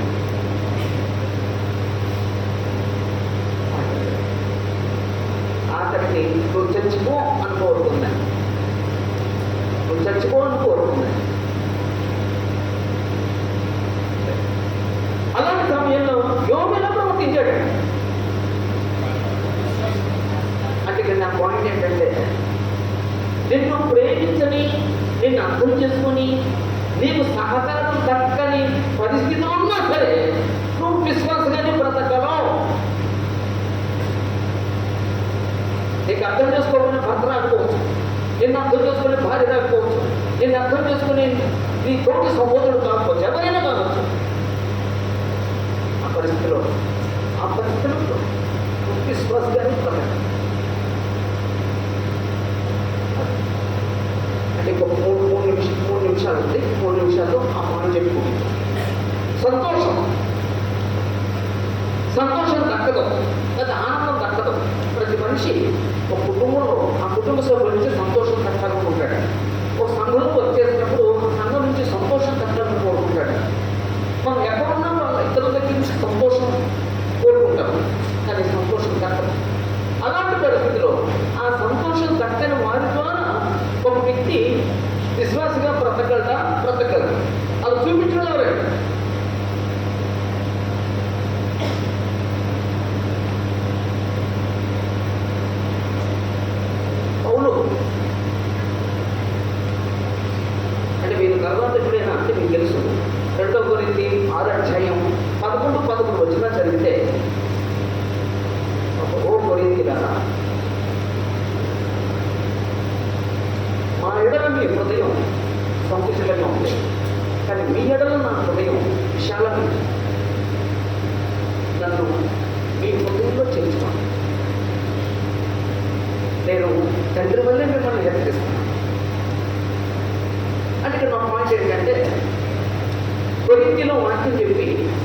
నుండి కొరింథీయులకు వాక్యం చెప్పి వాళ్ళని కన్వర్ట్ చేసిన ఆ పౌలుని కొరింథీయులు ఏం చేశారండి, హృదయంలోంచి తీసేశారండి.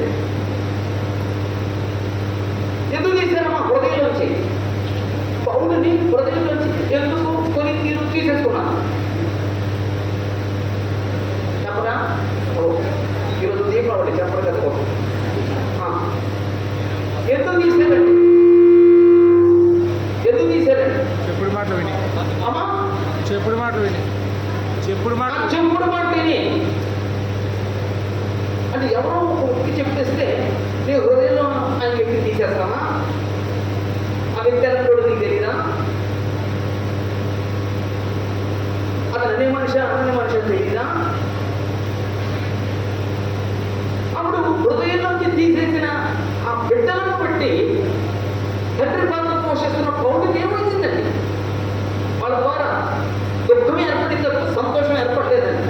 మరి సంతోషం దక్కలేదని పౌరులు ఏం చేశాడండి? వాళ్ళ బిడ్డలాగే చూశాడండి. అందుకే అలాంటి సమయంలో కూడా పౌరులు ఏమంటాడంటే, నా హృదయం మీ ఎడల ఓపెన్గా ఉంది, కానీ నా విషయంలో మీ హృదయం మూసుకుపోయి నన్ను మీ హృదయంలో చేర్చుకోండి. ఏ తండ్రి అయినా తన బిడ్డని వరే నాకు మీ హృదయంలో నన్ను ఉంచుకోవాలని చెప్తే దౌర్భాగ్యం వస్తుందండి, కాదండి. నేను పౌరులకు వచ్చింది అంటే వాళ్ళ సంతోషం దక్కలేదండి. ఆ దక్కని సంతోషాన్ని బట్టి పౌరులు ఏం చేసేటండి? వాళ్ళని ఎవరు వాళ్ళు మాట్లాడలేదండి. వాళ్ళు బ్రతుకులాడాడు, వారిని హెచ్చరించాడు, వారికి వాక్యం చెప్పాడు. తిరిగి వాళ్ళ నార్మల్స్కి వస్తే నేను సంతోషిస్తాను అనుకున్నాడు. అందుకే ఉత్తరం రాశాడు.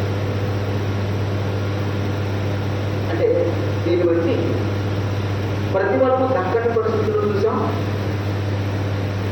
ఈ పరిస్థితుల్లో ఉన్నాయి. ఈ పరిస్థితుల్లో మనకి మాదిరి చూపించిన విశ్వాసం చూసాం. అంటే ఇది చెప్పడానికి గల కారణం ఏంటంటే, మనం వీటిని కూడా అధిగమించగలం. వీటిని అధిగమించగలిగే శక్తిని, వీటిని అధిగమించగలిగే సామర్థ్యాన్ని దేవుడు మనలో పెట్టే ఉంచాడు. ఒకవేళ లేదండి ఎవరున్నారంటే ఇలాగా అంటున్నామంటే, ఇలా అనుకుంటున్నామంటే మనం దేవుడిని అనుభవం చేస్తాం.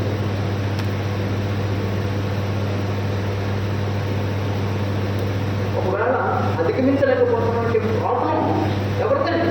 అది నాది. కారణం ఏంటంటే నా విశ్వాసం డెవలప్ అవ్వలేదు, నా విశ్వాసాన్ని ఆ స్థాయిని పెంచుకోలేదు. అందుకే ఇవి నన్ను డామినేట్ చేస్తున్నాయి తప్ప వీటిని డామినేట్ చేయగలిగే స్థాయికి నేను వెళ్ళలేకపోతున్నా. ఇంకా ఆ అల్పంగానే పొందుతున్నా, ఇంకా చాలా మానసికంగా బలహీనంగానే పొందుతున్నా, ఆత్మీయంగా బలహీనంగానే మనం పొందుతున్నాను. విశ్వాసులు వీటన్నిటినీ అధిగమించగలిగారు. కారణం ఏంటంటే వాటి విశ్వాసం. వాటన్నిటినీ అధిగమించగలిగారు. అప్పుడు చిన్న బ్రేక్ తీసుకొని అసలు ప్రతిఫలం దక్కని పరిస్థితిలో మోషే నుండి అంటే ఒక వ్యక్తి నుంచి ఆలోచిస్తాం. ఏమో జస్ట్ ఉదాహరణ చెప్పాను. ఇప్పుడు ఒక వ్యక్తి లైవ్లో ఎలా దాన్ని చూపించాలో చూద్దాం. ఏమైతే ఒక 10 నిమిషాలు బ్రేక్ తీసుకుందాం. ఆ బ్రేక్ అయిన తర్వాత ఆ విషయాలు అందరూ నా వందనాలు తెలియజేస్తూ, అధ్యక్షుల వారి నా వందనాలు తెలియజేస్తూ ఈ సమయాన్ని వాళ్ళు